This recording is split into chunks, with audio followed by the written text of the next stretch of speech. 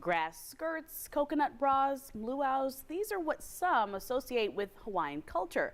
But as Michael Schlesinger explains, one local art and dance studio in Butler wants to expand our horizons on the overall meaning of those 7 inhabited islands in the Pacific.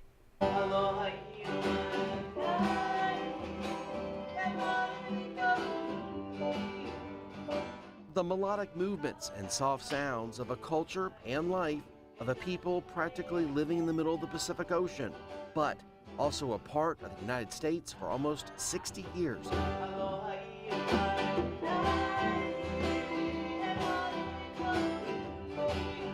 Hawaiian dancing is the expression of what's already inherent in the universe, the elements, nature, and our human relationship to those things. Malia Chow We'll do Aloha Io. runs the new Na Hale studio in Butler.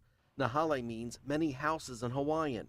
Chow inherited the original operation from her father.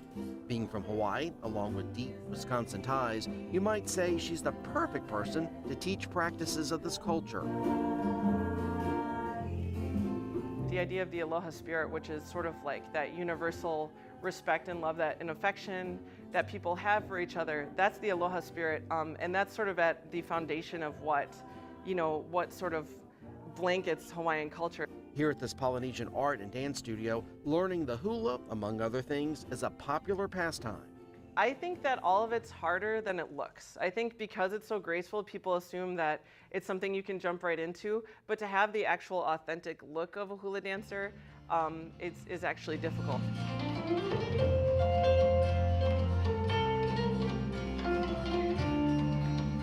In our school, we use approximately 24 basic dance motions, which is our footwork, and I consider that the alphabet of our hula. So then we use these combinations to make words. These footsteps make words, and then we use our hands to tell the story. So when you combine the hands and the feet, you have an entire story that you're telling. This type of dance originally was part of the religious traditions of the Pacific Islands, used to honor certain leaders when they traveled from place to place. And then you might say Western culture modernized this art form. A lot of times people think of coconut bras and grass skirts. That's really, that's a modern convention, and really that's Tahitian dancing, which is Polynesian, but it's not Hawaiian. I mean, we're cousins, but we're not, we have our own specific traditions as well too. And I don't think people understand how complex it is, and how much protocol there is, and how much tradition there is, and how rich in history it is, and how important it is to the Hawaiian people. Those who master hula say it's easy to fall in line and learn the true meaning of this kind of dancing, or at least how it's intended by the natives. It's so pretty, there's so much history to learn, and the dancing is just beautiful. And I love being part of a sisterhood, an ohana, a family. It gets my mind off of everything going on. You just feel the love from everybody else, and it gives you that moment to kind of relax and step back. A lot of it is really the mindset, which is a fully embracing sort of ohana style culture, which is a family style. So where some dances may be competitive within each other, hula is like, we actually call each other our hula brothers and our sisters. So it's you look out for each other. You never try to get ahead of somebody else. You're always going shoulder to shoulder and hand in hand.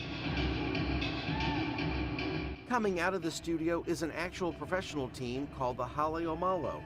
They perform internationally, more than 125 events a year. Their mission is to entertain in addition to teach. Teach how some basic moves can get us back to simpler times, an appreciation for something perhaps lost along the way. We're so busy with our cell phones and technology that we don't forget that what we need is clean air, fresh water, good sleep, and a lot of love from our support from our community. And hula can bring you back to that. And that's really what this studio is about. Na Hale Studios wants to bring that culture back to the community so that you can remember, we can remember as people that we've forgotten that that's what we need. We don't need anything else. Those are the only things that we need.